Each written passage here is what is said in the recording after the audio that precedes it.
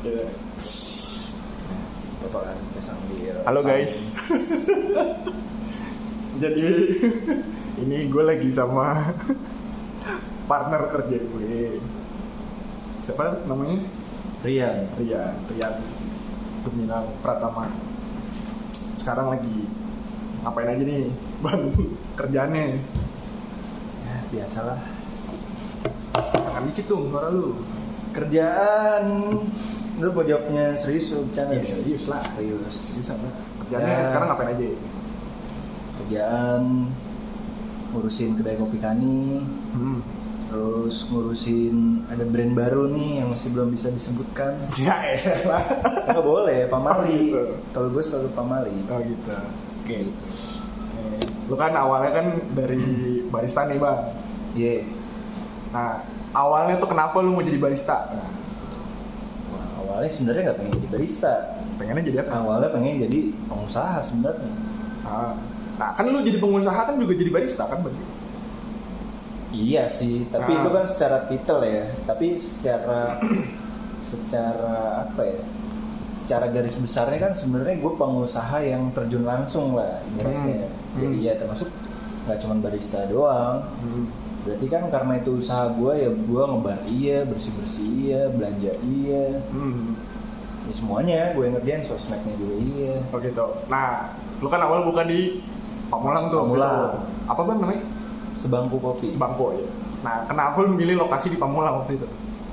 Nah sebenarnya ini yang punya ide sih partner gue, temen gue satu lagi. Karena pertama ya gue kan tinggal di Depok, terus lebih sering main ke Jaksel sebenarnya.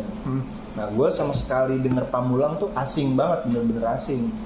Nah kebetulan karena temen gue nih kerja di Tangerang, dia suka bolak-balik tuh Depok Tangerang.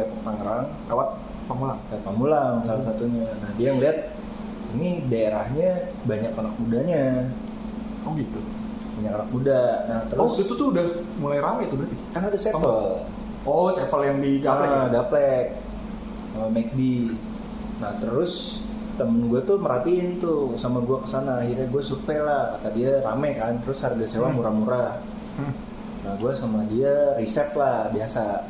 Tes ombak. Ngeliat gimana sih lalu lintasnya, terus orang-orangnya. Rata-rata di Pamulang tuh banyak banget tukang jajan kan. Iya. Jajanan banyak banget ya? Lebih ke makanan berat kalau gue ngeliat.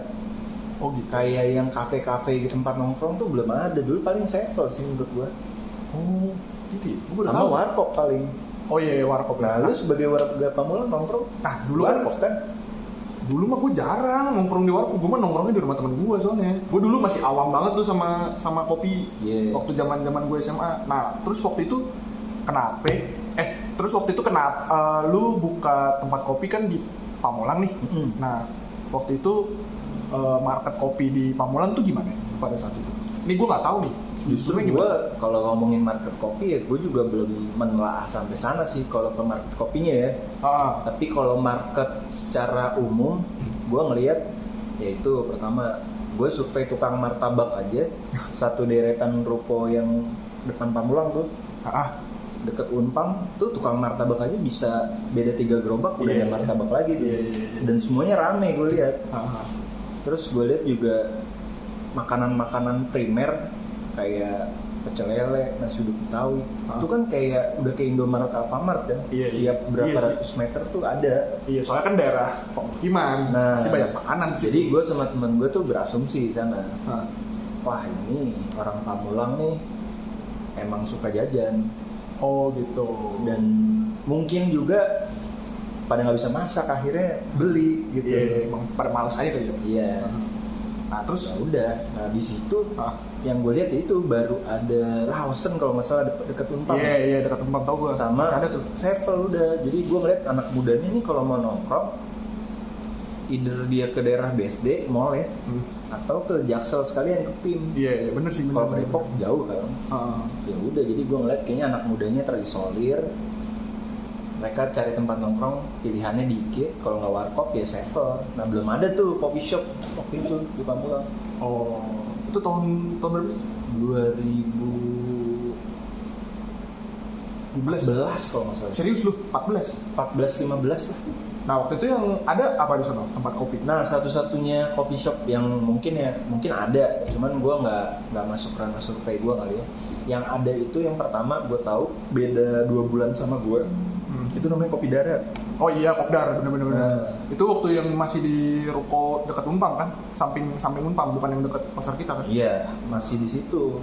Dan gue lihat tuh si ownernya namanya David, gue kenalan juga sih sama dia. Nah dia benar-benar jaga sendirian. Nah itulah yang bikin gue sama teman gue tuh kayak semangat sih. Oh nih dia jualan yang mirip-mirip ya konsepnya pada waktu itu kan manual brewing.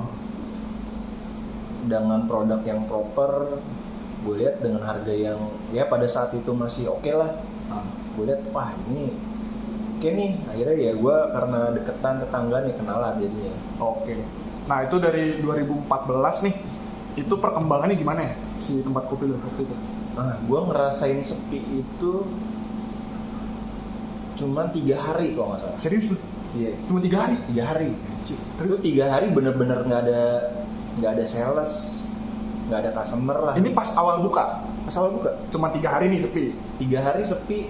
Terus? Nah, gue inget 3 hari itu maksudnya udah ada customer ya, tapi dikit lah salesnya. 1-2 gitu. Nah, gue inget hari pertama gue buka itu, masih inget gue, customer gue tuh bapak-bapak sama istrinya. Pesen langsung kopi tubruk gayo. Template bapak-bapak lah. Iya. Nah, sama satu lagi anak muda namanya Rehan, gue inget, yang sampai sekarang jadi temenan sama gue. Bahkan dia jadi barista nih sekarang. Oh masih jadi barista tuh? Iya. Sombong ya? Siapa? Lu? Enggak lah. Dia kan dari zaman kuliah. Oh gitu. Nah, sampai sekarang masih jadi barista dia? Enggak, dia kuliah. Terus ya udah kan gue tutup tuh, lost contact lah. Terus akhirnya ya bagus lah, dia kuliahnya nggak jalan lagi. Terus dia langsung kerja. Gitu. Oh, gitu. Tapi dia pindah-pindah tuh kerjanya. Sekarang nggak barista doang deh, kayaknya udah di jabatannya sih. Iya. Oke. Nah terus waktu itu tutup kan apa gara-gara ini ya? Yang punya lahan ya? Iya. Rese. Bukan rese sih sebenarnya. Gue sama temen gue mungkin yang wawasan dalam berbisnis tuh masih belum tahu lah sebab akibat, resiko dan lain-lain. Karena kan waktu itu gue benar-benar gimana ya? Pertama gue nggak ada background F&B nih berdua sama temen gue.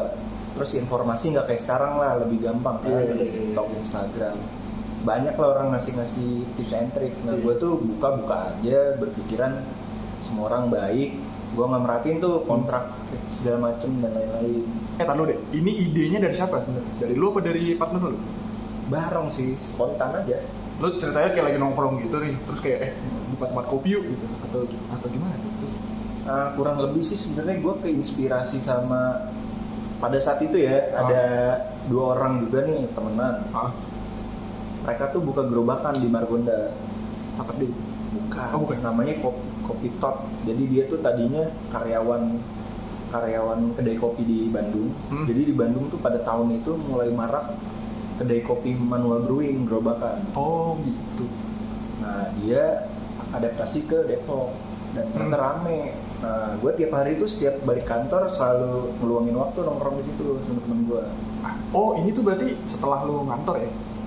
Iya, itu gue masih ngantor malah. Oh lu masih ngantor, terus emang waktu itu emang lu udah doyan kopi tuh berarti? Ya tadinya kan ngopi-ngopi saset, terus gue tertarik sama dia cara bikin kopi sih sebenarnya. Karena timbang-timbang. Iya, ropresso gitu kan, kayak alatnya kan kalau boleh dibilang secara awam kayak cumi-cumi kan. Iya. Oh iya deh bener. Alanya gitu doang. Kan, iya. Ngembang gitu kan. Udah, gue iseng main-nanya ke masnya, nih namanya apa, alatnya apa. Akhirnya gue beli dia tuh alatnya, teman gue beli. Lama-lama suka makin dalam gitu. Ya udah, jadi kayak pikiran alat lengkap segala macam, kenapa kita nggak buka aja gitu. Terus karena merasa masih muda kan waktu itu, pede. Maksud gue kalau emang gagal, ya bisa lah ngelamar kerja lagi kan. Iya. Itu berarti lu waktu itu 6 bulan ya? Apanya? Di si sebangku itu berapa bulan? Sebangku kopi itu 7 bulan. 7 bulan? 7 bulan doang. 7 bulan. Terus setelah dari sebangku nih, abis sudah kelar, lu waktu itu ke Yellow Truck dulu? Gue ke Yellow Truck. Nah itu di Yellow Truck tuh waktu itu lu apply atau ada orang yang narik waktu itu? Sebenarnya gue sih tetap apply ya, cuman gue dapet informasinya tuh dari ya sama-sama teman-teman barista lah. Jadi pas gue di sebangku kopi tuh gue mulai connect sama pedagang-pedagang kopi yang rata-rata ya. Nggak kayak sekarang ya, kebanyakan kan business owner. Kalau sekarang tuh kalau dulu tuh bener-bener anak muda yang mirip-mirip kayak gue pada baru mulai usaha.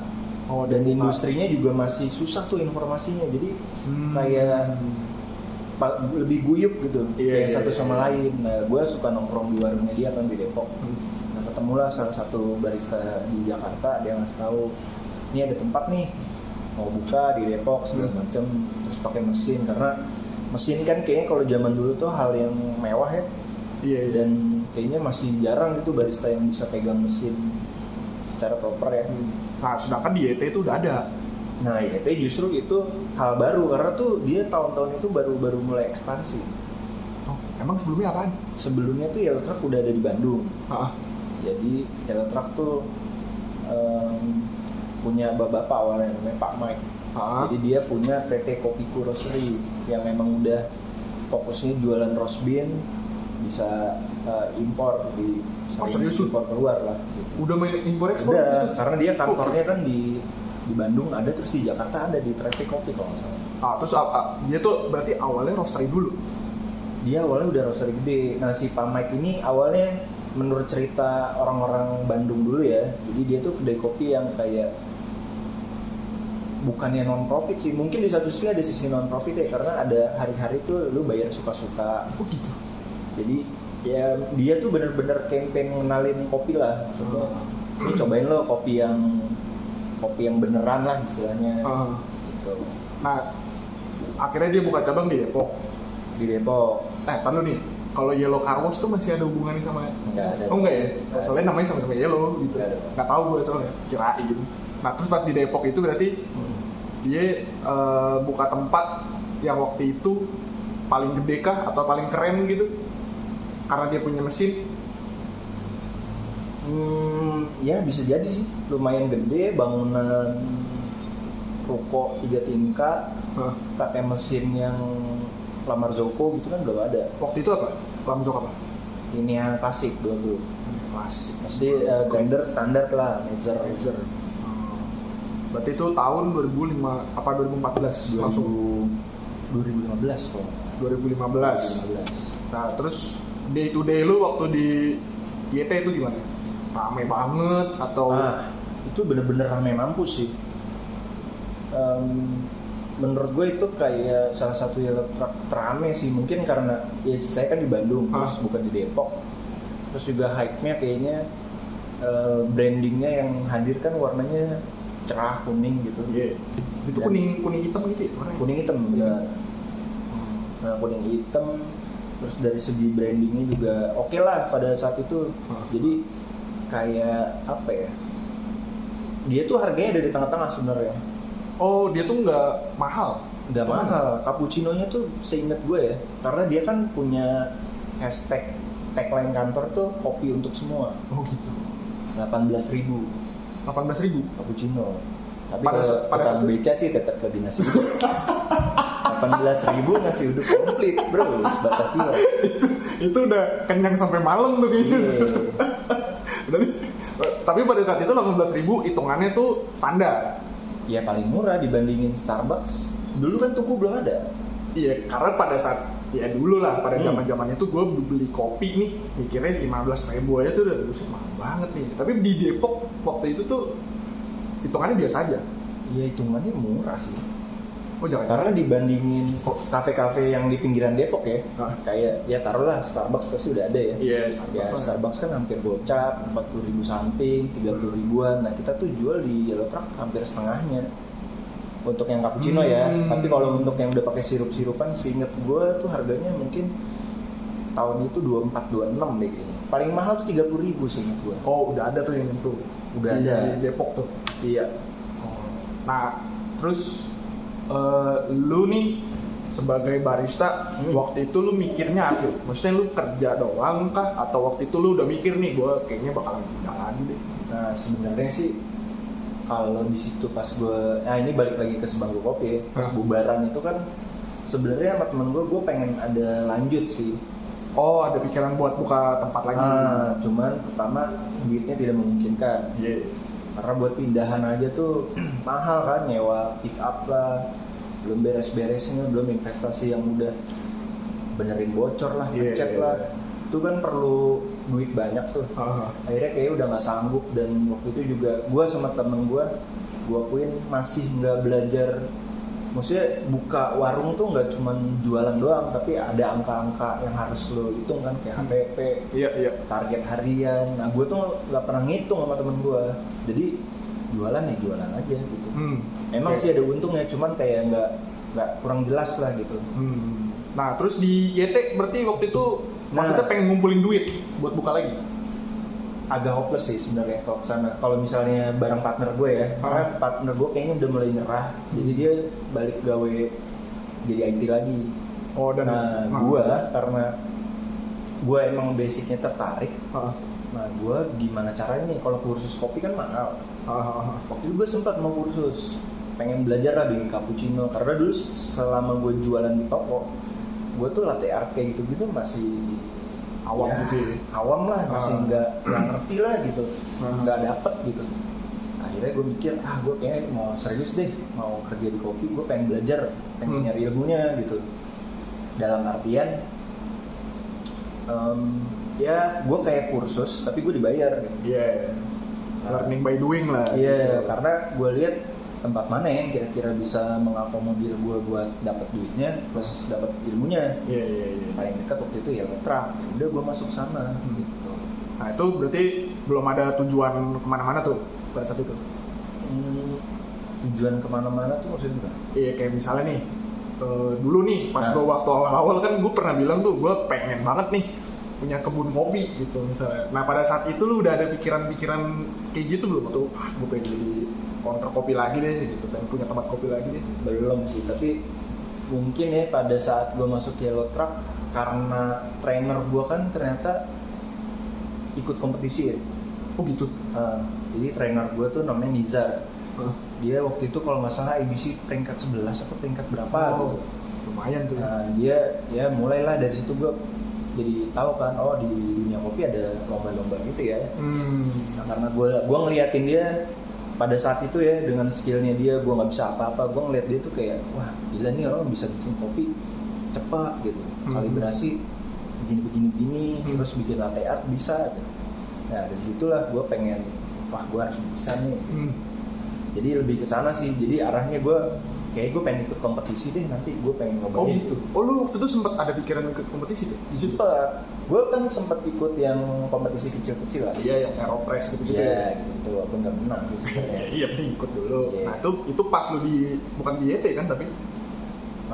Di YT pernah yang kecil-kecil. Gue ikut di janjian kopi waktu pernah di Cibubur. Oh janjian yang belum di Bogor ya? Bukan janjian, sorry, 278 waktu itu. Gua nggak tahu. Itu roastery-nya. Oh gitu. Nah terus habis itu lo sempat megang sosmed juga di sana. Nah iya, di situ. Kenapa tuh waktu itu lo megang sosmed di sana? Jadi itu pas interview sih sebenarnya. Pas gue ngobrol sama HRD kan gue kayak ditanya, karena ya basicnya gue tuh kayak sarjana. Terus gue apply jadi barista, terus si HRD-nya tuh kayak bertanya-tanya aja sih ke gue, heran gitu. Maksudnya lu kan sarjana, terus lu sebelumnya kerja di kantor yang oke lah gitu. Kenapa lu tahu-tahu nyangsang kemari gitu kan? Apa nih yang ngebawa lu kesini dan kenapa lu mau kerja ini kan? Ya pada saat itu gue sih nggak muluk, gue jawab aja, gue emang pengen belajar kopi gitu. Mungkin suatu saat nanti gue mau bikin sendiri atau gimana, jadi gue tau lah ilmunya, manajemennya segala macamnya. Iya. Itu kan hal yang gak gue dapetin sama partner gue kan. Nah awalnya dari situ. Terus untuk yang masalah sosmed, dia nanya hobi kamu apa segala macam. Dia suka fotografi, terus gue jelasin kuliah gue kan emang jurnalistik, berhubungan sama fotografi. Terus dia lihat Instagram gue, lihat Instagram warung gue, dia pikir kayaknya mungkin pada saat itu dia mau mencoba menghargai gue lebih, tapi dengan tambahan pekerjaan pastinya kan. Iya. Fair enough sih gitu. Nah, jadi ya gue ngerangkap lah. Sebenarnya nggak sosmed sih, julukannya lebih ke marketing, tapi megang sosmed juga. Oh, tapi lu waktu itu mengerjakan hal lain di luar sosmed berarti? Mengerjakan, gue marketing. Ini gue tahu nih, apa tuh? Nah, jadi gue itu pas Yellow Truck buka itu kan soft opening. Hah? Terus ada grand opening. Terus ada acara apa-apa dan sebagainya. Itu yang ngurusin gue. Kayak pas soft opening nih, gue dikasih tahu sama manajer sosial media gue, Yan, lu kan orang Depok nih, coba lu cari influencer yang emang cukup berpengaruh lah, punya masa di Depok, lu undang-undangin. Oh kayak gitu? Gitu. Jadi gue nge-invite mereka for free ya. Lu buat datang makan, minum, terus ya lu foto lah, karena waktu itu masih zaman pet kalau nggak salah. Instagram tuh masih... Twitter nggak sih? Instagram udah ada cuy. Instagram udah ada. Instagram, pet, Twitter juga.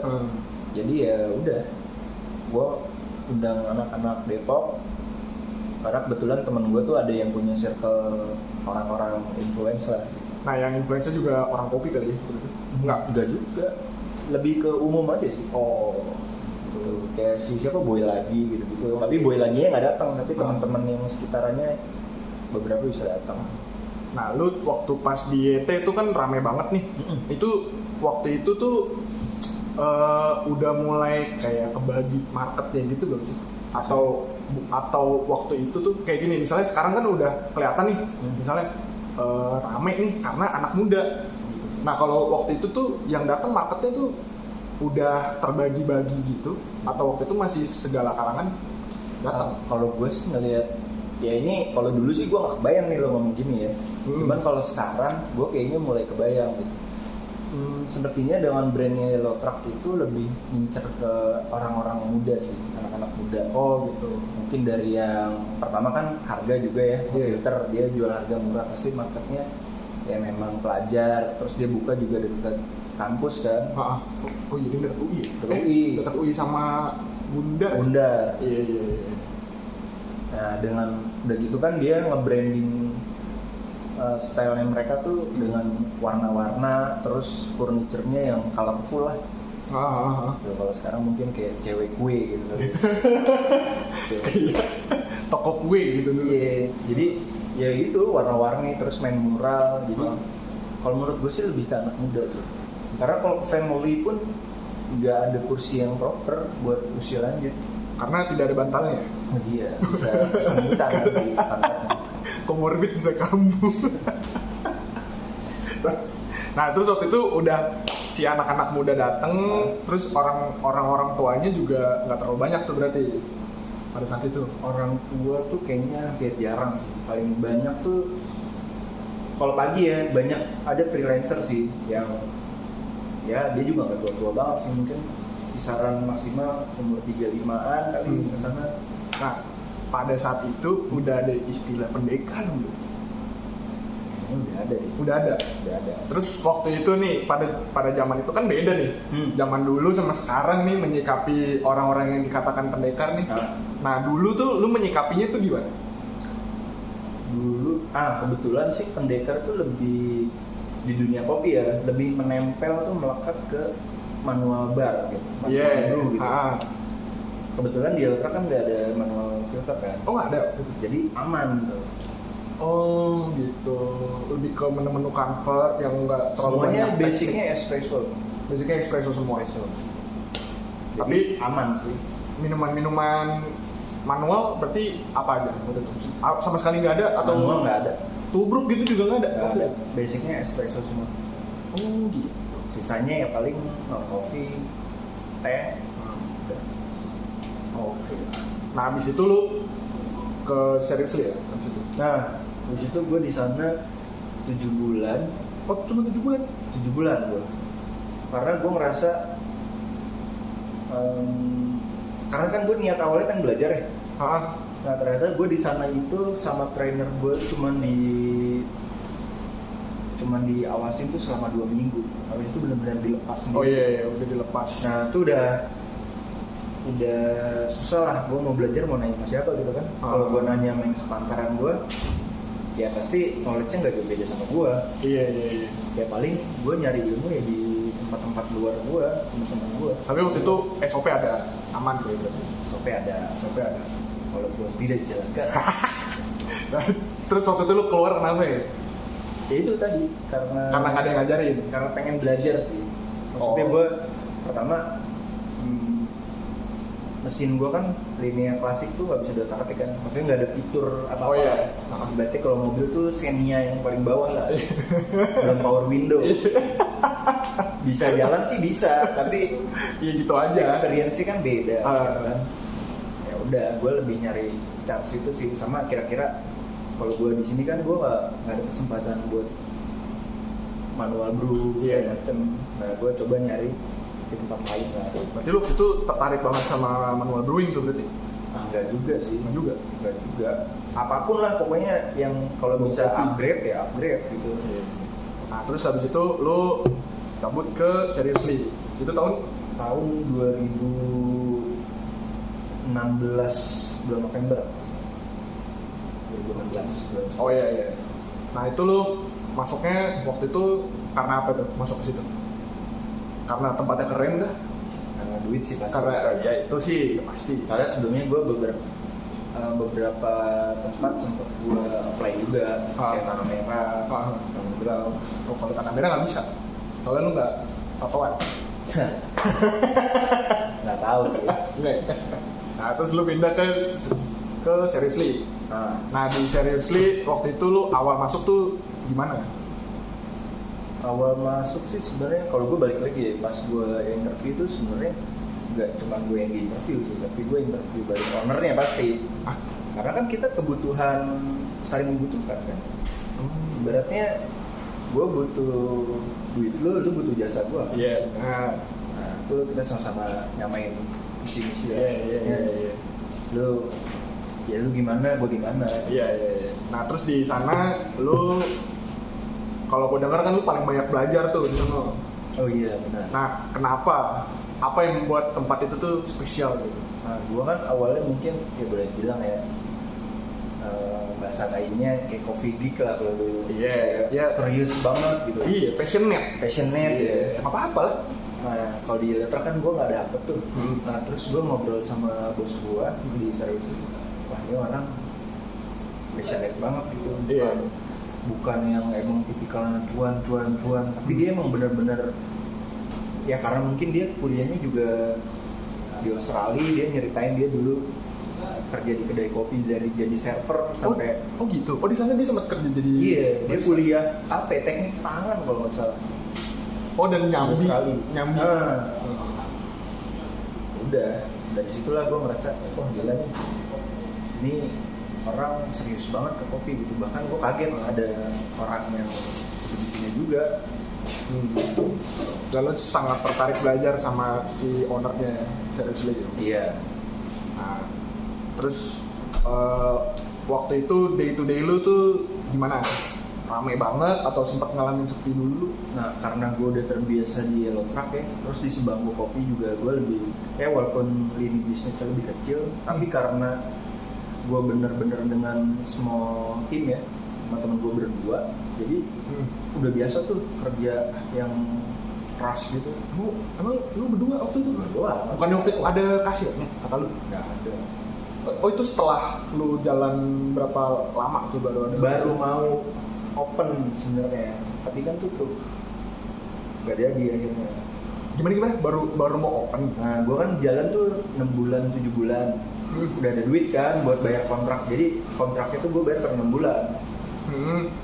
Nah di bulan ke-7 gue mau bayar kontrak, terus gue udah ngeliat flow tuh sama temen gue, kayaknya kita perlu nih. Dulu, ini gue ngomongin yang di Seriously. Oh Seriously? Nah itu kan lu berdua, waktu itu bukannya ada si kasirnya? Oh iya, tapi beda dong kalau misalnya di Seriously, walaupun ya sama ya itu small team juga. Jadi gue gak kaget, karena di Lotak juga udah kayak gitu. Terus di Seriously apalagi gitu, lu barista bener-bener one man show gitu. Udah gak kaget di rush di YT dan pas waktu sebangku gitu. Gue gak kaget. Udah pasti dikasih tahu, nih kamu kerja sendirian ya di bar. Paling di sini ada kasir, dia bisa bantu backup lah bikin minuman, tapi bukan kopi. Dia paling ke jus atau kopi. Oh gitu. Nah, ya di situ gue merasa diangkat sih derajat gue. Karena di Yellow Truck kan gue bener-bener semua gitu. Bikin juga, masak juga, bersihin gedung juga. Pas di seriously coba Ki. Ya, thank you. Jadi pas di seriously itu lu ini apa ibaratnya one man show gitu. One man show, benar. Dan marketnya lebih high class berarti. Di high class. Karena dari harga juga kan. Waktu itu berapa bisa lu? Starting 40.000. 34.000 paling murah tuh espresso. Itu tahun 2015 ya? 15. Waduh, udah 2016. 2015. Anjing, mahal banget. Kopi 40.000, kayak cappuccino, latte, kayak gitu ya. Terus non kopi cuma 2, green tea sama coklat. Lang chaps. Ya, Berarti thank you. Thank you, Kak. Sisanya jus sama tea. Terus waktu itu udah ada kitchen juga ya? Kitchen ada, justru tuh kitchennya serius. Lebih ke istilahnya itu Melbourne breakfast. Nah, di seriously peningkatan signifikan apa yang lu dapetin? Apakah waktu itu dari grindernya? Kan lu bilang ada 2 tuh, atau apa? Atau dari beans-beansnya atau? Peningkatannya pasti ya knowledge ya. Experience gue juga. Karena gue punya kesempatan gitu buat nyobain mesin termahal pada saat itu ya. Oh iya? Karena seriously tuh ya menurut cerita bos gue ya, jadi dia tuh pakai lineal PB, terus spek yang paling tinggi Avanza yang power window, yang udah ada yang ada volumetric, TV-nya, kurang lebih itu yang ada paling sunroof. high end. Nah, jadi waktu itu fiturnya tuh apa aja yang waktu itu paling keren? gue pas interview agak norak sih sebenarnya, karena pertama ya ini balik lagi ke Euro Truck ya. Pengalaman gue itu pakai Mazer yang doser. Doser. Lu tau kan yang doser? Iya, plak. Iya. Ibaratnya lu nggak bisa mobile tuh, nge-grind sambil pulling nggak bisa. Iya, nggak bisa. Kecuali lu ada kelebihan tangan, numbuh di sini. Nah, di case itu sih. Jadi kalau di seriously pas gue interview gue agak kaget. Jadi gue dikasih tau dulu dong biasa. Ini grindernya ini, mereknya ini. Nah, terus gue nanya dong, gue dites, terus gue bikin cappuccino. Itu ada barista juga kan, kasih tau gue. Oh, gue karena gue nggak ngerti daripada gue sotoy kan, gue nanya, ini cara ngegrindnya gimana? Terus dia bilang, ini portafilternya taruh di tempatnya biasa, terus dipencet tombol. Nah, gue nggak ngerti dong, karena gue biasa kan cetak-cetek gitu. Nyalain tombol, terus gue tanya, terus gimana? Nanti dia mati sendiri. Oh gitu. Ya udah, gue samain lah dengan dosnya mereka kan, pakai profile mereka. Habis itu gue pulling tuh ada 3 tombol. Di BB ada 3 tombol. Di Linea tuh kan cuma satu kayak tekan stop kontak kan. Nah itu beda. Dan ada 3 gue dijelasin ini. Nah gue suruh pakai yang free flow. Jadi gue dikasih tahu, lu berhenti di time sekian ya. Tuh, gue pencet. Tapi ada manual juga kan? Ada automaticnya juga? Ada. Nah itu yang gue kaget sih. Jadi setelah itu ngobrol-ngobrol, gue dijelasin, ini mesin bisa mati sendiri loh. Wah, gimana tuh maksudnya? Jadi begitu lo nge-brew, lo udah punya profile, lo pencet, dia bakal berhenti. Lo mau volumetric bisa, by scale-nya juga bisa. Jadi misalnya lo setting di 22 gram, udah dia bakal mati sendiri. Terus, nah itu yang lumayan kayak wah, gue sebagai barista dimudahkan banget. Apa ini? Apa itu scale ya kan? udah built in. Iya, udah built in. Apa itu? Terus scale-nya juga pada saat itu kan yang paling high end lah, Acaia kan. Oh, udah pakai Acaia waktu itu? Pakai Acaia. Buat yang nimbang ground kopinya tuh. Sama di manual brewing pakai IK. Oh, waktu itu udah keluar tuh ya? IK 43. Udah di situ gue benar-benar kayak adaptasi, ya adaptasinya tapi happy sih karena gue walaupun bukan punya gue ya, tapi gue wah gila, ini yang selama ini gue lihat di warung orang atau gue lihat di YouTube tuh yang orang kompetisi, gue ngerasain juga nih. Nah, nih pada saat itu lu udah ketemu sama ownernya kan? Oh belum. Oh belum? Itu gue ketemu ownernya kan itu berapa ya? Gue di Seru-Seru itu pokoknya 1,5 tahun lah. Tapi udah ketemu kan waktu itu? Ketemu, tapi nggak kan? Awal banget ya. Nah terus waktu itu berarti lu udah dapet experience, lu udah dapet gadget-gadget yang baru lah ibaratnya. Yeah. Nah terus dari kopinya tuh gimana menurut lu lebih patah lidah lu lebih kebuka atau mungkin sama aja atau mungkin lu dapat beans mahal kah di situ? Itu juga sama sih. Pertama kalau di Yellow Truck kan gue punya Yellow Truck tuh nggak pakai blend sih, single origin. Itu kopinya Bone dari Sulawesi. Oh kopinya dari Bone, tapi dari Bone Sulawesi. Roastery-nya tetap PT Kopiku. Oh, belum pakai rosong? Enggak, ini di Yellow Truck. Oh di YT. Oh gitu. Nah jadi pengalaman gue kan untuk ngulik espresso cuma pakai beans itu doang dong.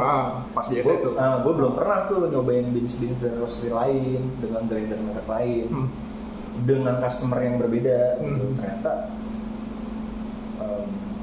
agak menantang juga ya masalah kalibrasi gitu, karena gue 7 bulan kerja dengan beans yang sama, alat yang itu aja, kayak ya udah lu tinggal nyamain secondan yang biasa lah, paling geser dikit gitu.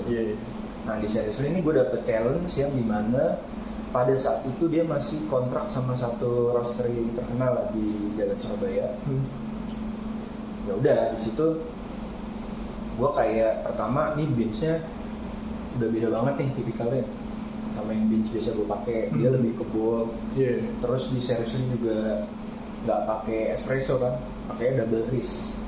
Jadi kalau lo kalibrasi tuh ya lumayan mantep sih. Lah kalibrasinya bukan kalibrasi, maksudnya pas lo kalibrasi bukan espresso, langsung ke double wrist. Oh gitu. Jadi lu kebayang tuh dengan formasi, pas gua awal masuk masih 2 grinder, nah gua harus kalibrasi pakai 2 grinder. Dua-duanya beansnya beda? Beda. Yang satu apa? Si Raja Wali? Bukan? Enggak. Masih Gianti di sana. Masih Gianti. Nah yang satu lagi? Di Gianti juga, tapi dia tuh blendnya, bukan blend, single originnya tuh beda-beda. Beda. Nah kalau Gianti pada zaman itu jagoannya ya, yang paling ngetop di Seriously juga itu Blue Batak. Iya. Ada Blue Batak, terus ada Sunda Hejo, ada Papua, ada Toraja Pulu-Pulu. Itu beans Gianti tuh emang Indo semua kan. Iya. Dan gaya roastingnya yang bold, tebel. Ya udah, di saat itu ya customernya memang orang-orang yang memang butuh kafein banget ini sih. Karena itu emang strong banget kalau dibanding coffee shop lain. Itu lu di sono berapa lama? Di mana? Di Seriously? 1,5 tahun. 1,5 tahun. Nah di situ setelah pakai Gianti udahan karena ada satu dan lain hal, baru explore dari beberapa roastery. Yang ganti-ganti mulu itu. Nah dan bos gue juga nambah 1 grinder. Karena kan awalnya itu pakai Malfonic K30 sama Simonelli Mythos One. Nah yang ketiga nih Anvim. Anvim SP2. Nah, ceritain sedikit bang, bedanya apa bang? Ini mungkin bisa beda ya, tapi ini by experience gue ya. Waktu itu bedanya apa tuh? Nah, Gianti itu kan beansnya semuanya bold ya. Tapi ada yang nonjol fruity juga sih. Jadi kalau menurut gue, untuk yang Gianti, ya karena gue pengalamannya baru di Mythos sama di K30. Kalau di K30 itu cenderung terlalu banyak microfine sih. Gitu? Hasil gilingannya ya, gue nggak tahu apa mungkin K30-nya yang di Seriously itu kondisinya kurang bagus atau gimana, gue nggak ngerti lah. Pokoknya saat itu yang gue dapat microfine-nya banyak. Nah, dan satu lagi pakai Mythos One. Nah Mythos One itu hasil grind-nya lebih uniform menurut gue. Malah lebih kayak seragam gitu. K30 Malfonic kan? Iya. Malah nggak lebih bagus dari Simonelli? Nah, bagus atau enggaknya sih balik lagi ya. Kan lu nih. End to cup-nya lu maunya gimana? Di K30 itu NKP gimana? Lebih bold atau lebih apa? Ya lebih bold, lebih creamy. Menurut gua balik lagi ya, sebagai barista lu harus logika lu berjalan sih.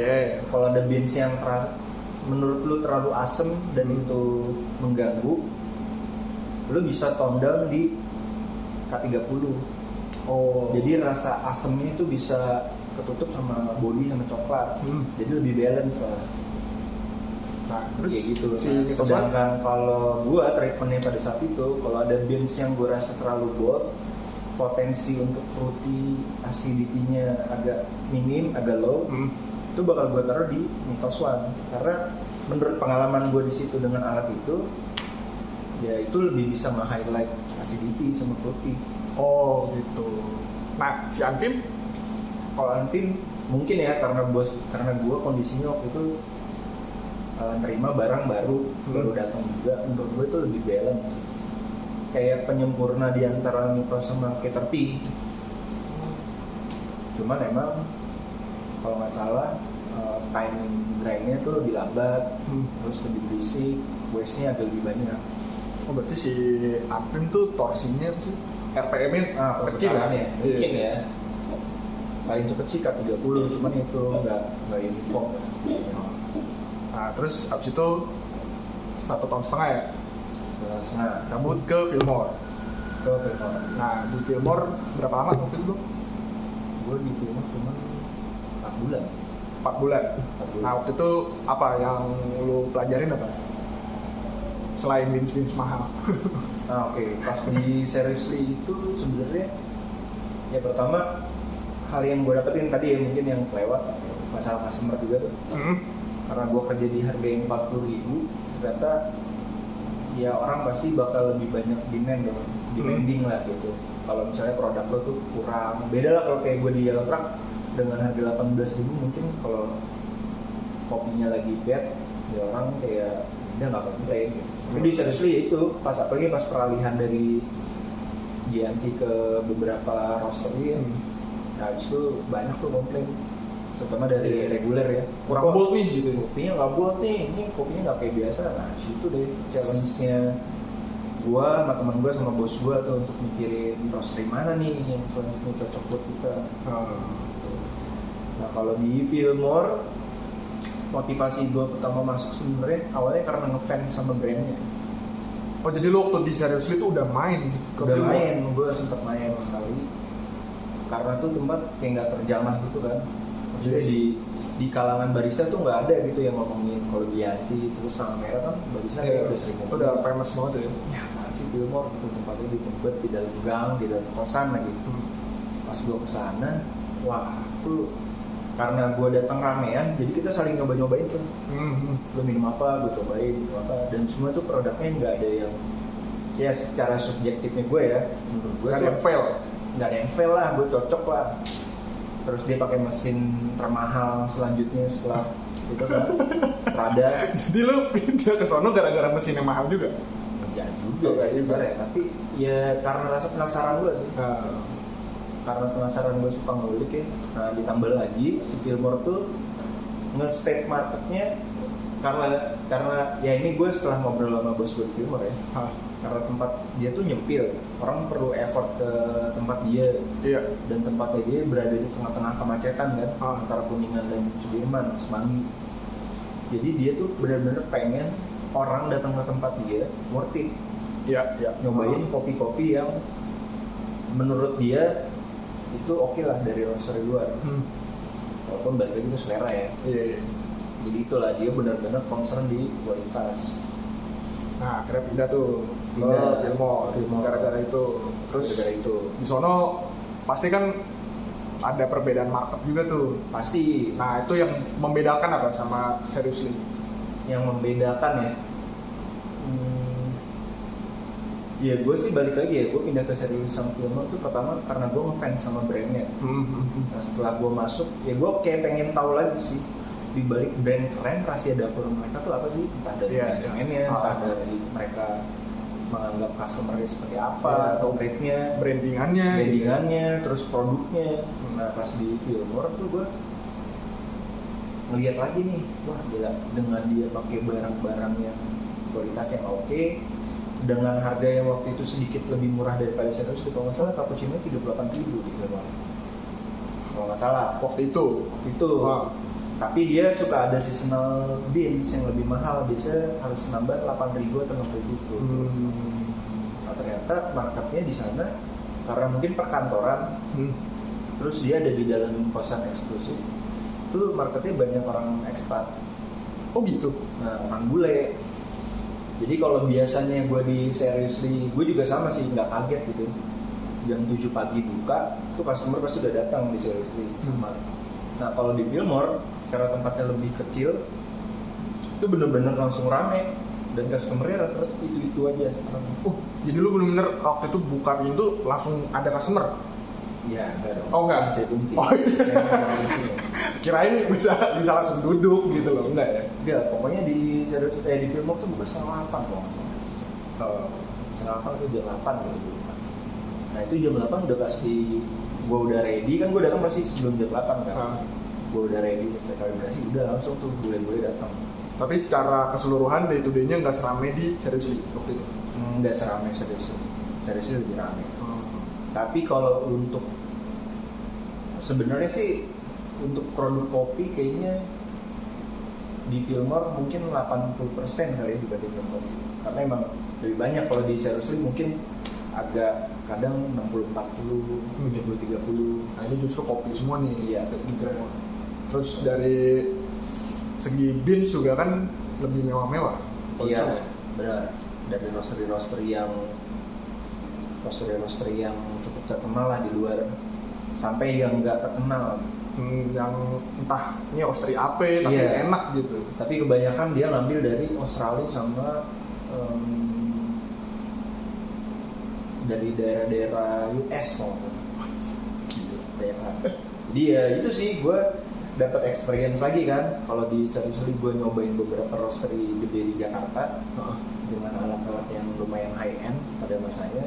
Nah di Fillmore gue belajar lagi nih, kayak belajar beda kultur negara lah gitu. Iya. Kayak roaster luar kok ini roastingannya gini ya, tujuannya apa sih kayak gitu. Terus flavornya kayak gimana sih. Gue jadi benar-benar dapat di situ sih.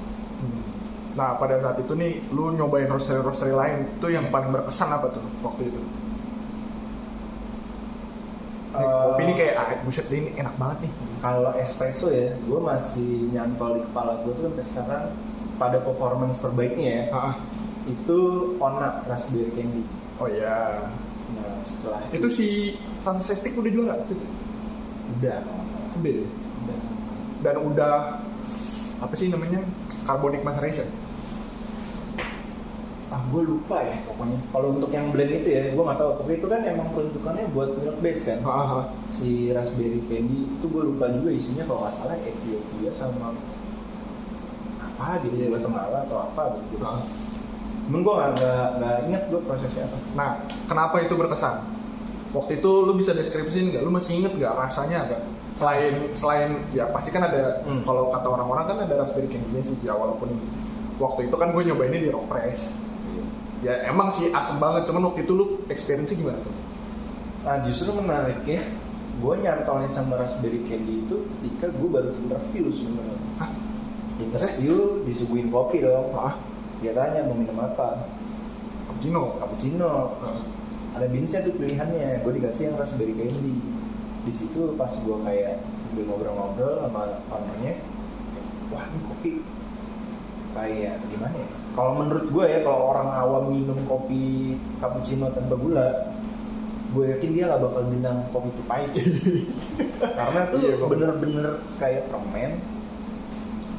Kalau raspberry sih gue lebih ke clear ya. Gue sih lebih ke candy sama kayak strawberry sih waktu itu. Iya, buah-buah merah ya. Iya. Kita kan paling banter kersem kan. Yang bulet-bulet tuh. Iya.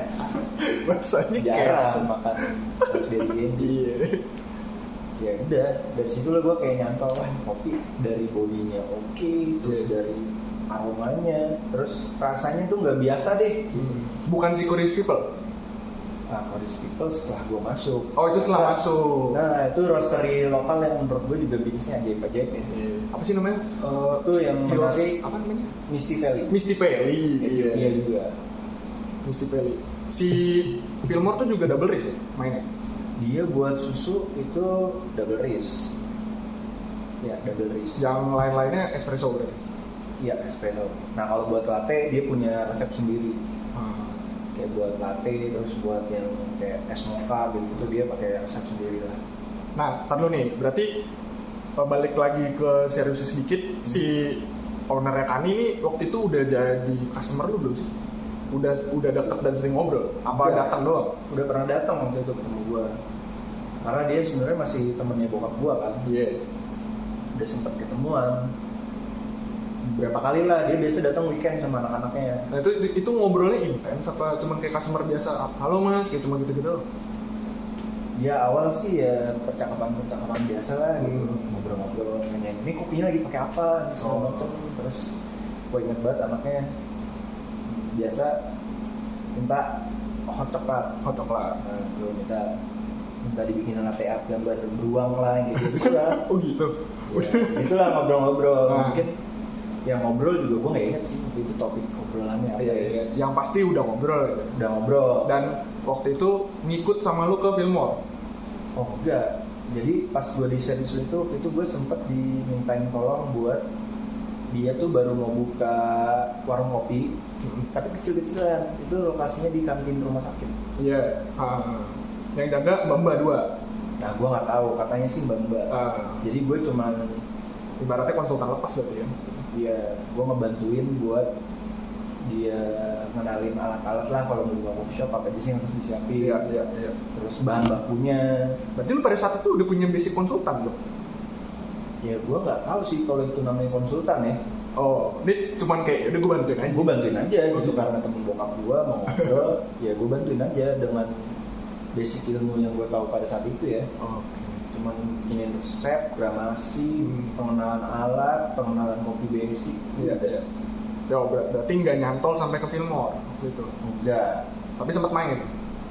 Waktu itu justru pas masih di Seriously ya, dia itu pernah datang lagi buat bantuin survei tempat.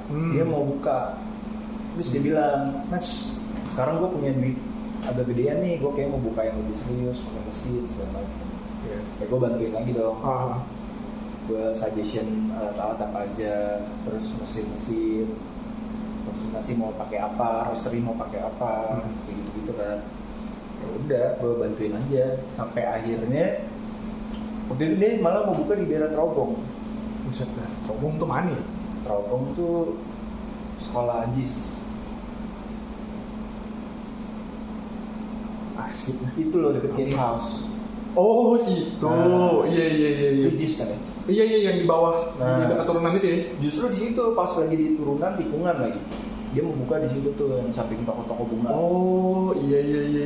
Terus banget situ aja. Nah itu pertama kan Trogong jalanan alternatif kan sih. Iya jalanan. Dan jarang orang berhenti sebenarnya. Tapi rame, tapi jarang orang berhenti lah. Dulu kali ya. Sekarang kan di situ udah ada kopi mungkin. cabi, bukan cabi apa sih? Kopi gendut. Apalah itu namanya? Oh iya, Tembem. Kopi Tembem. Ada tuh. Iya, kopi Tembem. Kan maksudnya banyak kan sekarang di situ. Banyak. Nah, tapi akhirnya dulu nih kan akhirnya ke Bintaro tuh. Nah dia kontak gue lagi. Nah, tar dulu. Sebelum sampai situ kelarin dulu nih Fillmore. Oh nggak sampai Fillmore malah. Belum sampai Fillmore. Oh itu belum? Nah justru dia ngontek lagi pas gue masih di Seriously. Dia bilang, gitu? Mas gue punya duit nih agak gede tadi yang gue bilang. Iya. Oh itu belum sampai belum di Fillmore? Belum. Jadi ini gue baru tahu nih. Jadi itu sampai akhirnya dia bilang ngubungin gue lagi, Mas gue punya dapat tempat nih akhirnya mau buka daerah Bintaro. Nah pada saat itu juga gue nggak buta lah daerah Bintaro, nggak tahu lah. Dia bilang waktu itu nanya-nanya mesin lah, Simonelli lah, Rocket. Iya. Terus gue bilang tergantung nih Pak budgetnya gimana, gue bilang kebutuhannya apa. Kalau misalnya mau pakai Rocket pada saat itu gue bilang oke juga kok gitu dengan flow yang kecil mah kayaknya aman-aman aja menurut gue. Iya. Terus akhirnya entah mau apa tiba-tiba dia malah ngambil mesin yang lebih bagus, ini ya klasik Seagull Group pada waktu itu. Udah dia bilang, Mas nanti saya mau peningan kami bantuin lagi ya. Udah di saat itu gue tanya bantuinnya apa, buat resep segala macam dia udah oke tuh karena mungkin udah dapat basic yang pas awal ya. Iya. Jadi situ gue bantuin training sih, training baristanya dia. Jadi awal-awal ternyata dia udah buka duluan, nyari 2 orang karyawan, satu dari Starbucks dan satu lagi kayak bukan dari F&B. Dia tuh minta dilatih karena awalnya mereka tuh disuruh belajar sendiri lewat YouTube lah, belajar latte art, bikin susun 4 karton, kok masih nggak bisa gitu. Akhirnya minta bantuan lah sama gue. Oke. Ya udah gue trainingin. Berarti waktu itu lu udah training tapi belum di Fillmore nih. Belum. Gitu. Iya, gue bantuin dikit lah. Nah terus di Fillmore abis itu lu nggak kontek-kontekan tuh atau gimana? Kontek-kontekan sih. Kontek-kontekan, tapi ya gue kayak inilah ngasih tanggung jawab lah. Gue nanya, apa kabar pak, segala macem, gimana di Kani, lancar nggak? Terus kata dia, alhamdulillah mas, per bulannya udah achieve target, bahkan udah di atas target. Nah itu Gojek baru-baru mulai kan. Iya. Udah, terus nggak berapa lama pas gue keluar dari Seriously, dia sempat telepon gue kalau nggak salah, mas lagi sibuk apa sekarang? Udah kali Seriously. Terus gue bilang kayak mau balik gawe kantoran lagi deh.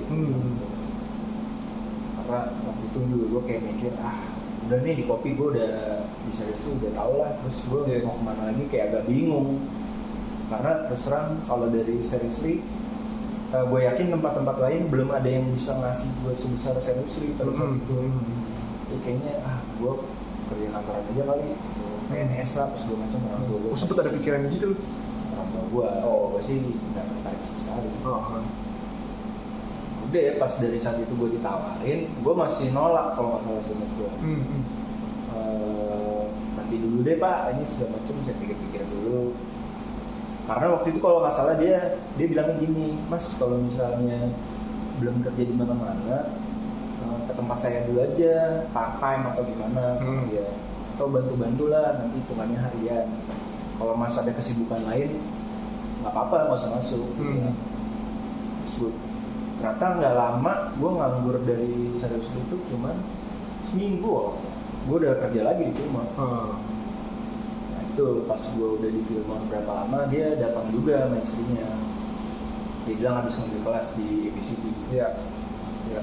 Udah di situ dia nawarin lagi kalau nggak salah, tapi kalau nggak salah di situ baru gue bilang, gue pikir-pikir lagi segala macem. Dan gue bilang, karena waktu itu sebenarnya gue ada dua pilihan. Ada teman gue ngajakin buka tempat, ada dana dari investor. Iya. Satu lagi ya dari ini owner kami. Gue resign dari Fillmore, akhirnya teman gue nggak jelas segala macam. Akhirnya gue tanya lagi nih, kok nggak salah gue ditelepon lagi deh, mas sekarang sibukannya apa nih segala macam. Terus dia nawarin lagi, oh boleh deh pak, gue bilang.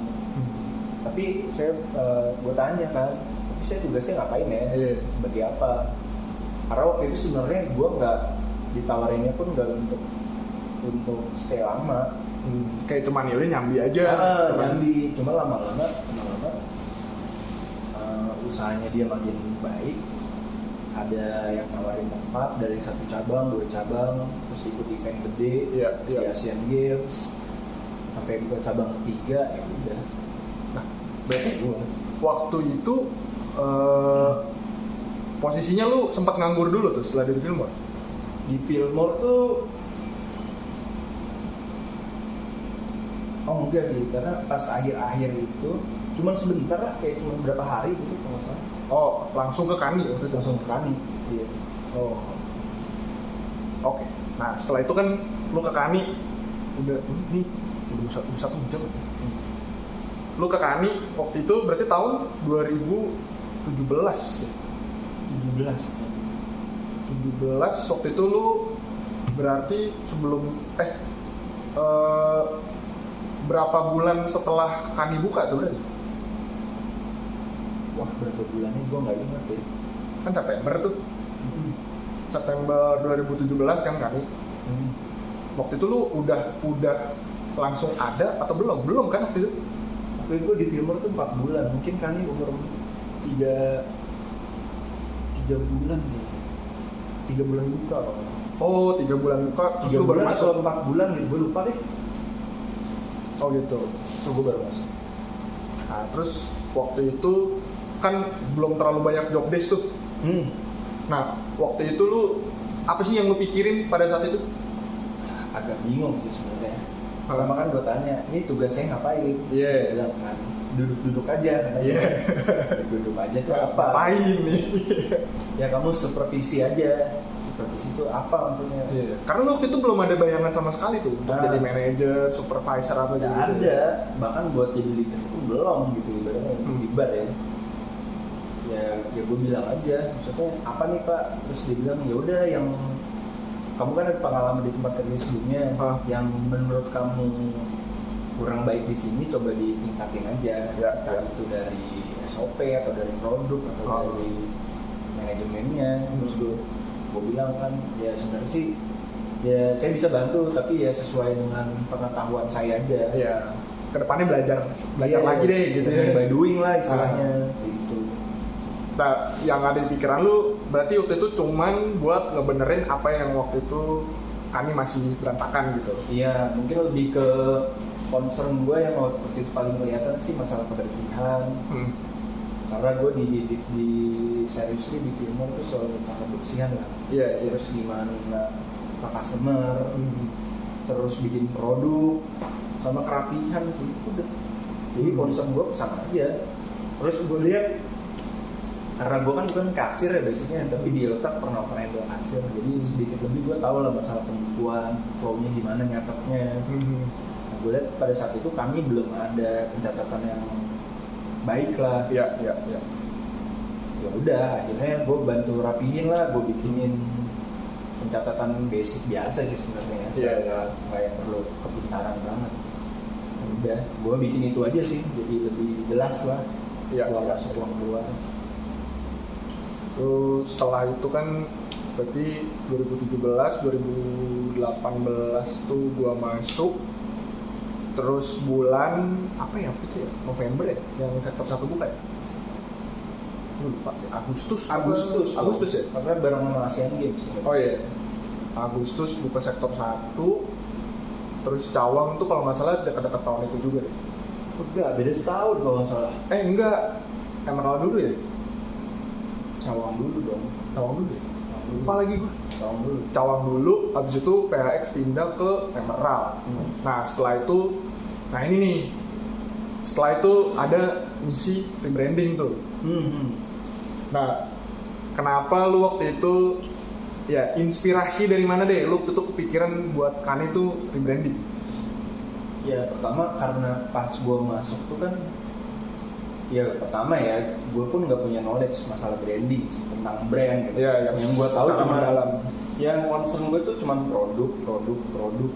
Iya dulu ya bikin produk mulu ya, produk doang gitu. Iya. Ternyata buat lo bikin suatu usaha ternyata isinya nggak cuma produk lo. Ada marketing, terus ada ya sosmed termasuk marketing kan ya. Ada ya strategi lu, terus SOP dan lain-lain, terus visi misi. Nah gue nggak pernah kepikiran ke sana kan. Iya pada saat itu enggak ya? Enggak, ya gue ngikutin aja. Ada sih waktu itu yang gue inget ya. Oh visi misi kami ada. Paling tapi maksud gue lebih general lah gitu, kayak dia menghadirkan produk yang baik, bahan-bahan yang baik, dengan harga yang terjangkau. Sama selalu wanti-wanti soal keramahan sih. Nah iya, masalah hospitality ya. Iya, karena gue dulu sering banget tuh diiniin kayak ya kita nggak ada bedanya sama coffee shop lain kalau misalnya lu pada kagak ramah gitu kan. Iya. Ya maksudnya cuma itu doang gitu yang waktu itu nempel.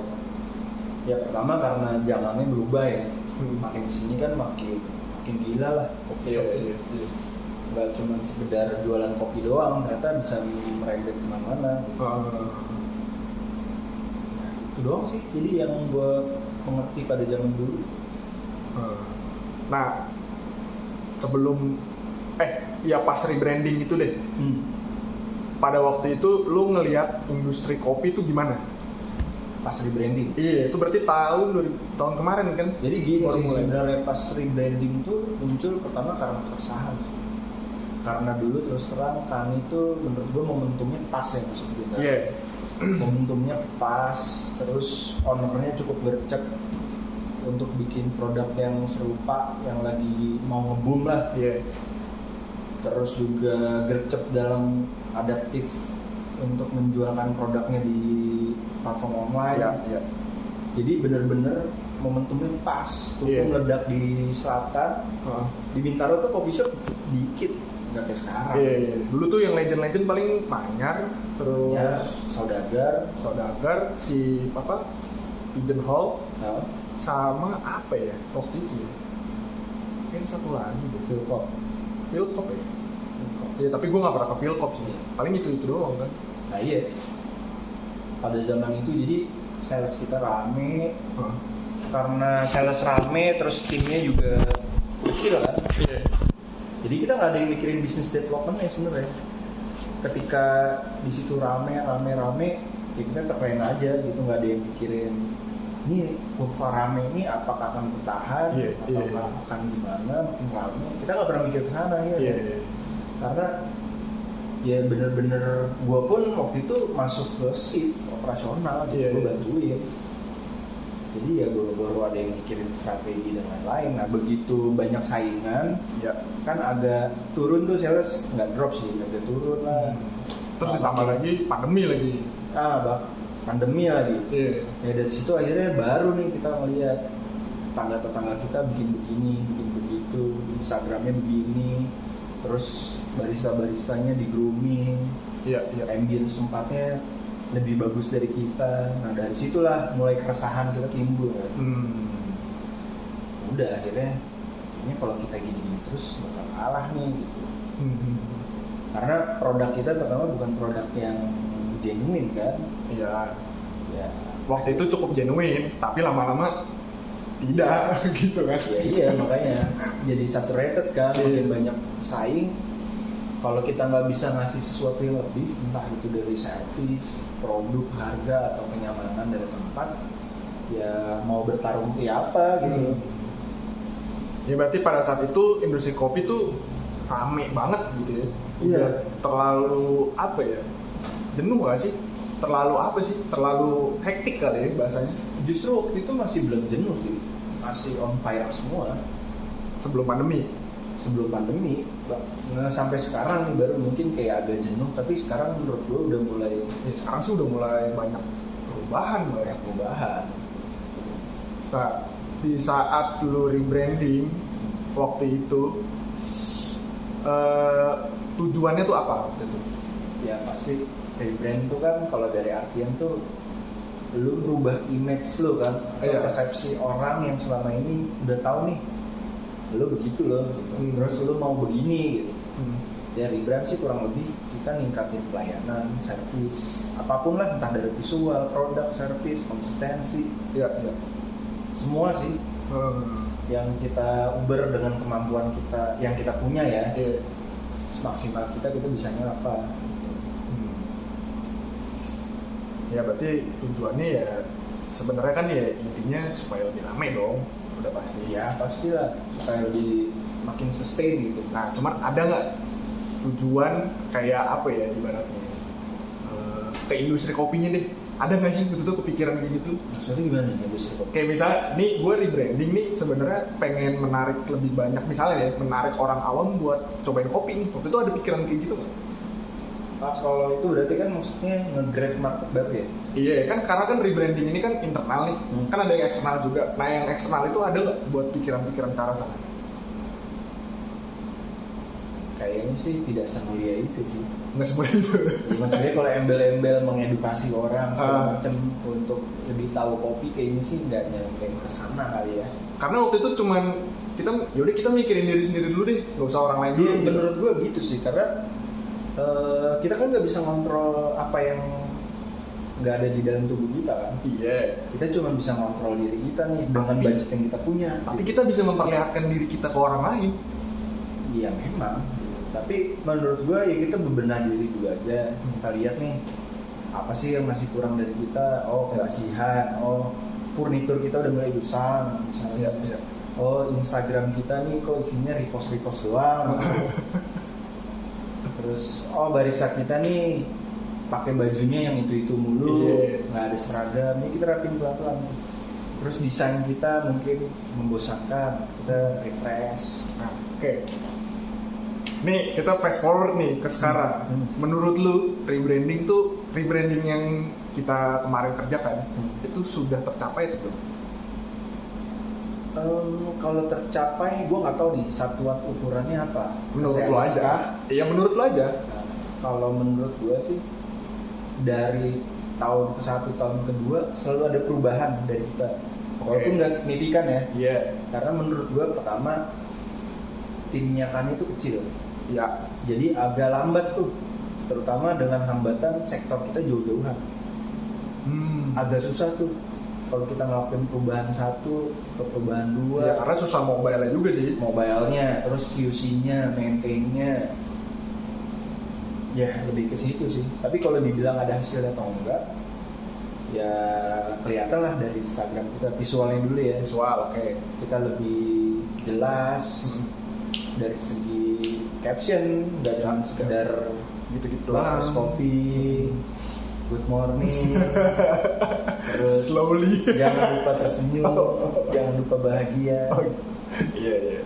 Ya udah ada perubahan dari segi visual. Visual juga kita udah tahu warna kita. Internal juga kan pakai seragam. Udah pakai seragam, udah well groom lah. Well groom. Dari barista juga kita udah apa ya? Ya well groom lah. Yeah. Dan sebenarnya dari segi pelayanan sih udah better sih. Iya.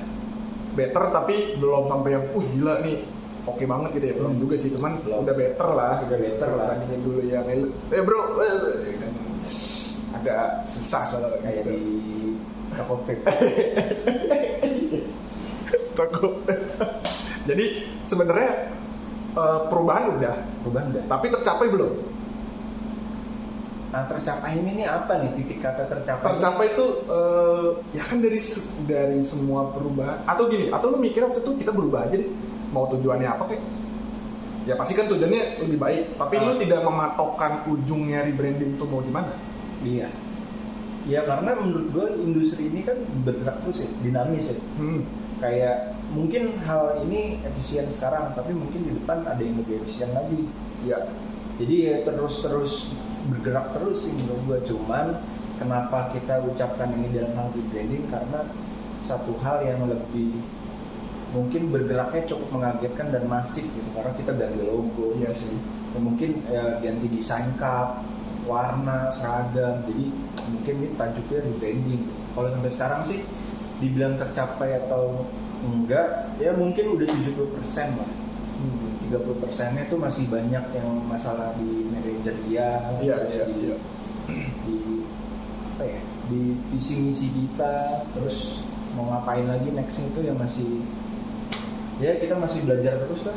Ya dan mungkin juga nggak akan tercapai dalam waktu dekat kali. Menurut lu gimana? Kalau satuannya sales gue nggak tahu ya. Ya kalau satuan sales sih itu kan owner dong yang menentukan, kita mah nggak bisa. Cuman kalau dari persepsi lu sendiri gitu, tercapainya mungkin akan lama nggak?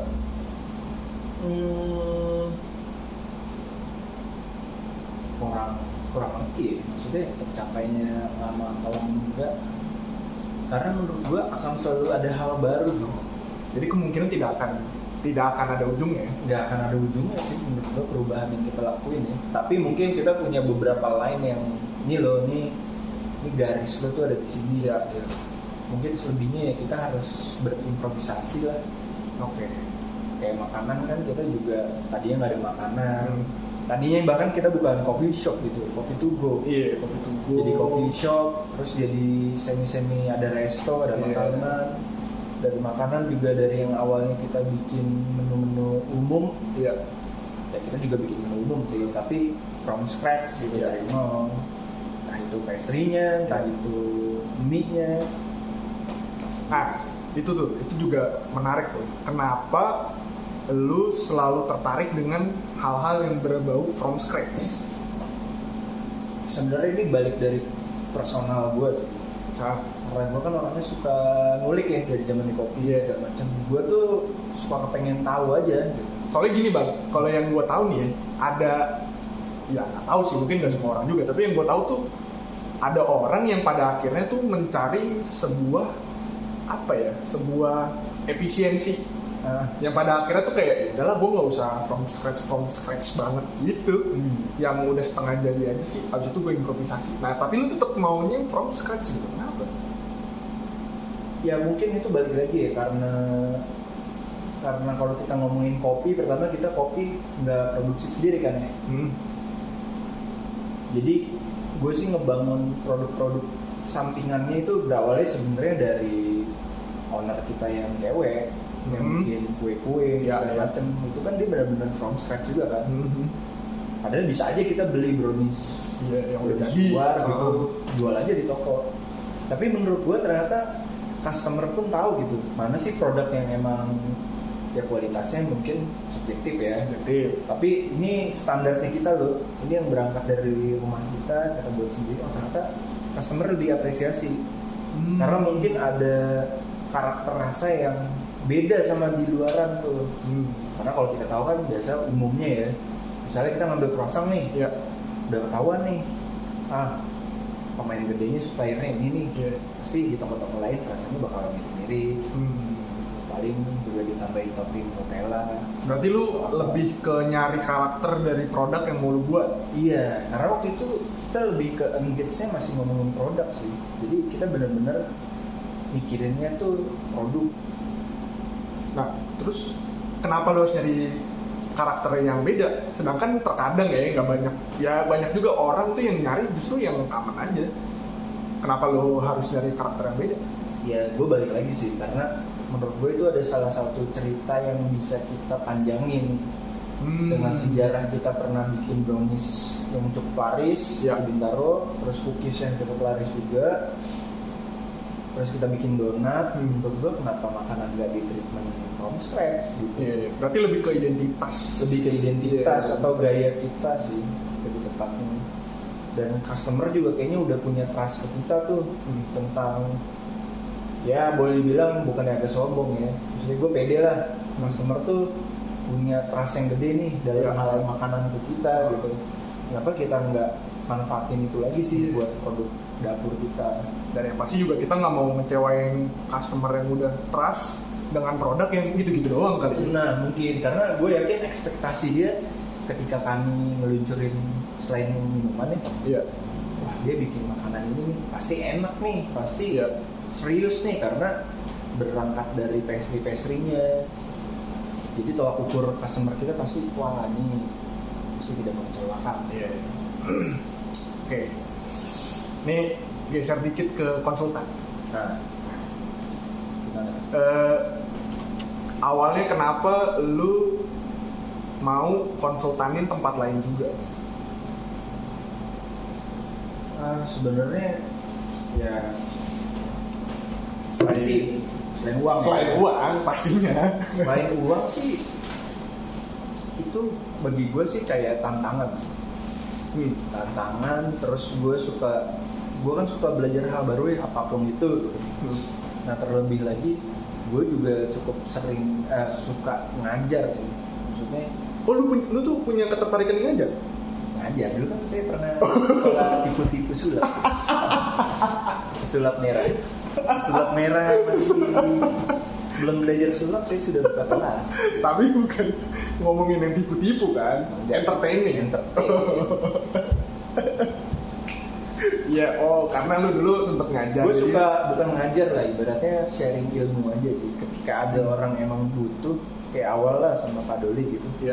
Dan gue bisa bantu, ya terlebih lagi selain gue dapat happy ngebantu, ya gue dapet imbalan juga. Makin double dong happy-nya. Nah kalau konsultan sekarang, ya gue lebih ke seneng bantu orang sih, dan selain duit ya.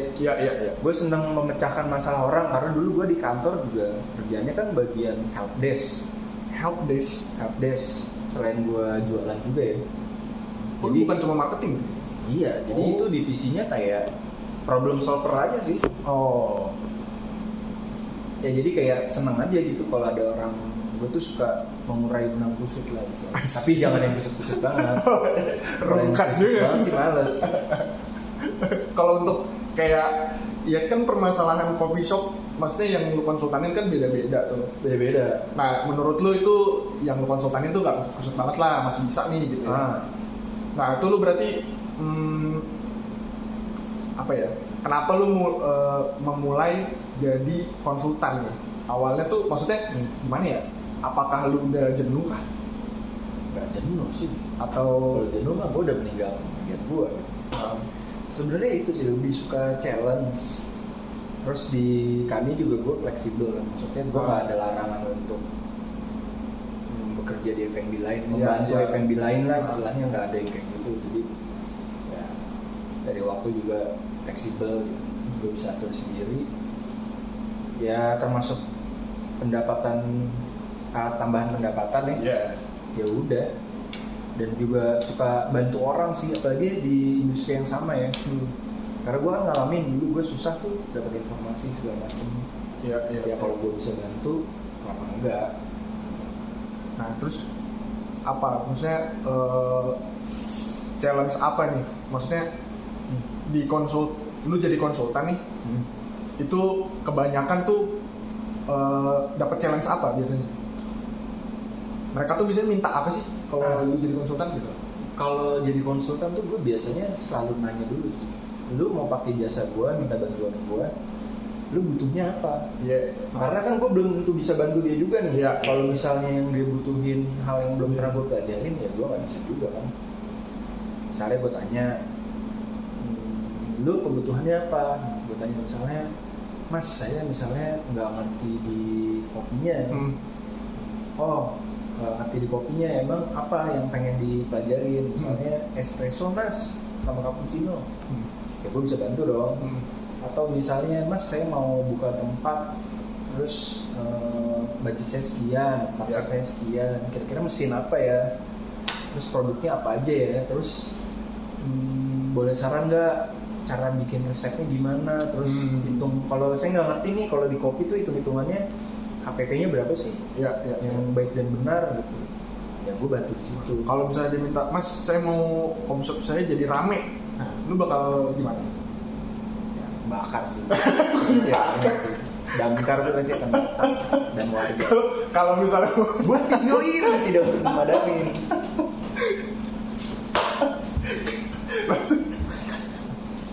Berarti lu nggak bisa tuh kalau misalnya dia request gitu. Ya itu sama aja kayak apa ya? Kan ada aja. Itu sama aja kayak dukun gandain duit. Kalau gue tahu caranya, ngapain gue? Ngapain gue kerja kayak gini gitu ya? Udah aja bikin sendiri. Caranya untuk ramai sih juga tidak. Tapi menurut tuh susah nggak jadi konsultan? Karena kan ya gue nggak pernah. Bilang susah sih sebenarnya enggak, karena ya lu tahu kan, cuman mungkin ribet atau enggaknya. Iya tuh tergantung customer lu kan. Ada customer lu tuh yang pertama yang paling miris ya, itu yang pernah gue handle, dia buka usaha kopi, beli alat mahal-mahal, nggak ngerti cara pakainya tuh, nggak ngerti cara makainya, bahkan ke kopinya aja dia nggak tahu. Kopi yang dia pakai buat dijualan, dia nggak tahu tuh kopinya kopi apa. Serius lu? Iya, ada yang separah itu gitu. Gue ya miris sih, maksudnya lu buka usaha benar-benar nggak pelajarin dulu industrinya, segala macamnya, ya akhirnya ya gitu jadi korban kadal-kadalan ya orang-orang itulah. Ya berarti kalau untuk orang-orang yang kayak gitu kan nggak terlalu ribet dong harusnya. Nggak ribet sebenarnya, bukan yang nggak ribet sih, justru agak ribet ngejelasinnya karena dia knowledge-nya jauh kan. Gue benar-benar kayak awam jatuhnya, dan di satu sisi agak kasihan gitu. Aduh, lu mending udah deh tutup aja deh, ganti usaha yang lain deh. Salah nih lu. Karena pertama lu nggak punya ilmunya, kedua lu nggak punya orang kepercayaannya. Terus lu ngerunning bisnis lu ke karyawan doang yang mereka juga nggak tahu guide-nya apa, no guide. Bahkan lu yang punya pun nggak tahu guideline-nya lu mau ngapain, dan jualan harga berapa, investasi udah lumayan mahal. Nah iya, mending masukin ke peluang. Kripto kan, merah atau hijau, gitu aja. Ya itu sih, kalau yang bawel-bawel, ya alhamdulillah sih gue gak pernah dapet customer yang bawel ya. Udah sih, paling tuh biasanya after konsultan sih, after ditinggal gitu, suka ada nanya-nanya lagi kan. Mas ini mesinnya bermasalah gini mas ini gini ya kita bantu lah via WA. Kalau kita lagi sempet dan baik ya visit. Itu aja sih. Nah, lu sendiri ada tolak ukurnya nggak? Konsultan tuh berhasil atau enggaknya gimana? Wah, tadi kalau misalnya mas konsultanin teman saya biar rame. Wah, itu kan nggak di luar kehendak saya. Karena itu kan sebenarnya jatuhnya marketing yang melakukan itu. Ya banyak hal dong, nggak cuma marketing. Tapi kan yang lebih yang lebih berhubungan gitu loh, bukan konsultan kan, marketing harusnya kan. Ya marketing pun kalau misalnya operasionalnya nggak bener, iya sih. Gembar-gembor di sosmed pas datang produknya sold out, atau ikan di serve-nya jadi ayam, ya susah juga. Iya sih, bener sih. Nah itu, jadi tolak ukurnya apa? Apa nih? Konsultan gue berhasil atau enggak? Iya. Ya balik lagi ya, gue kalau bikin jasa konsultasi, gue selalu tanya, lu kebutuhannya apa kak? Kayak misalnya deh basic. Terakhir yang gue bantuin tuh dia mau belajar kopi doang, basic barista lah. Gue ajarin dia bikin cappuccino, gue ajarin dia latte art, terus gue ajarin dia kalibrasi, ngerawat mesin. Ya basic itulah. Pas gue lihat dia udah bisa bikin latte art segala macem, yang menurut gue itu udah berhasil sih. Dan mereka pun puas gitu pada akhirnya. Bukannya ini ya, karena kayaknya lu juga sempat bilang deh, maksudnya konsultan itu berhasil kalau tempatnya sustain. Bukan kayak gitu. Enggak sih. Maksudnya kan enggak ada sih menurut gua. Karya dia nih yang memang orang-orang balik lagi sih, lu masuk ke mereka seberapa berpengaruhnya. Kalau gue kan cuma ngajarin bikin cappuccino, nggak akan ngaruh ke sustainability-nya dia dong. Kecuali gue konsepinnya dari awal nih, bisnis plan-nya, terus semuanya deh, desain, interior, terus konsep. Kan ada tuh orang yang bener-bener pebisnis buta lah. Gue nggak tahu nih, ini mau arahnya kemana, jualannya gimana. Mungkin kalau gue pernah nge-handle tempat kayak gitu, oke, gue bisa dikatakan berhasil. Tapi lu berarti lu masuknya di tengah-tengah gitu kan, konsultannya, bukan yang dari awal. Iya. Masuknya yang di tengah-tengah. Tengah-tengah sih, biasanya ya karena korban itu kan.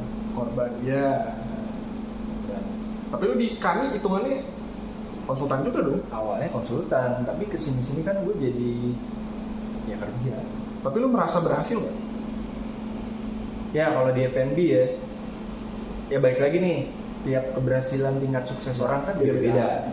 Bahkan orang kayak Elon Musk juga udah naik ke Mars, dia bilang menurut dia masih belum. Mungkin dia mau ke Pluto atau ke galaksi yang lain. Itu baru sukses kan. Nah kalau dari lu sendiri? Ya kalau dari gue sendiri sih, gue ambil tolak ukur persepsinya orang F&B ya. Lo kalau buka tempat berhasil lewat 3 tahun tuh udah hebat. Mungkin dari situ dulu sih. Kita kan dari 5 tahun nih. Ya oke lah gitu. Udah survive gitu kan. Nggak cuma survive, nambah cabang, nambah lini bisnis. Iya. Nah, nih terakhir deh. Apa? Kedepannya lu ngelihat industri kopi itu bakalan gimana?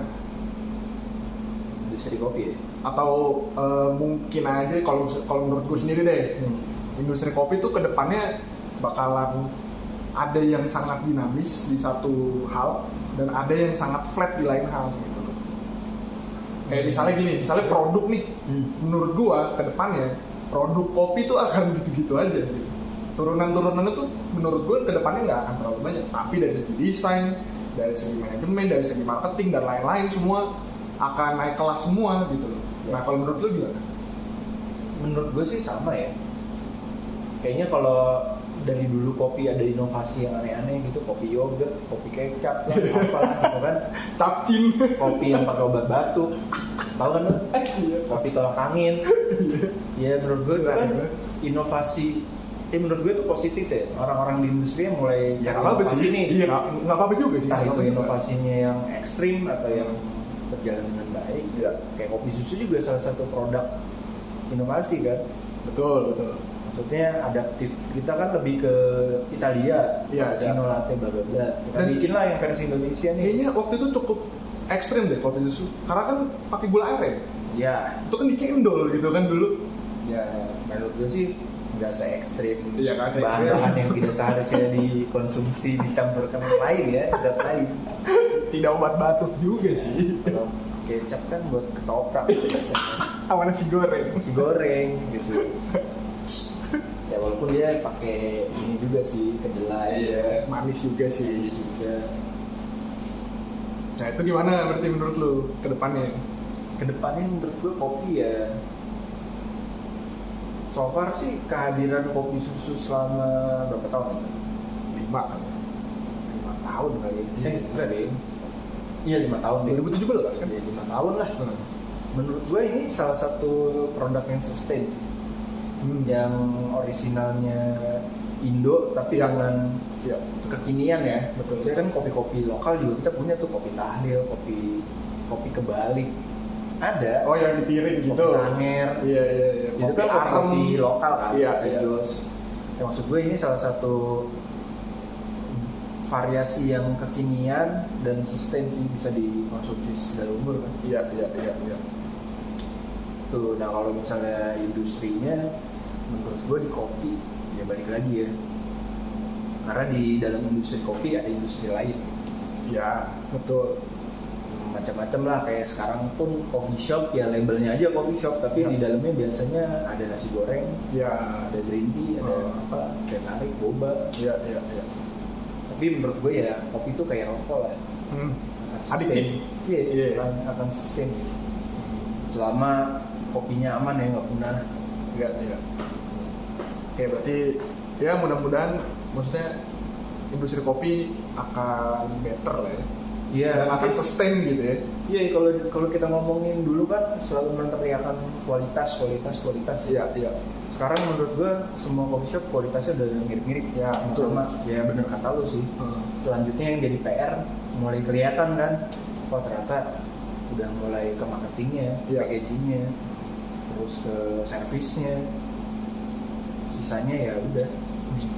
Mungkin produknya akan mirip-mirip. Iya sih.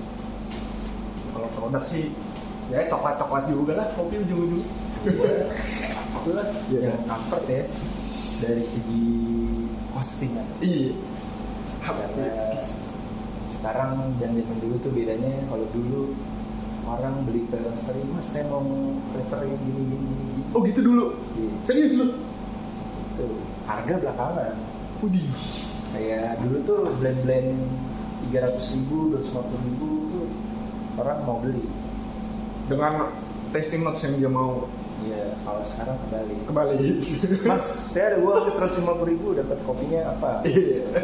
Dan yang nggak salah juga dong. It's okay. Cuman ya at least kualitasnya udah sebaik dulu dengan harga yang lebih mudah kali ya. Iya. Karena komersil sih. Udah. Oke. Thank you. Oke.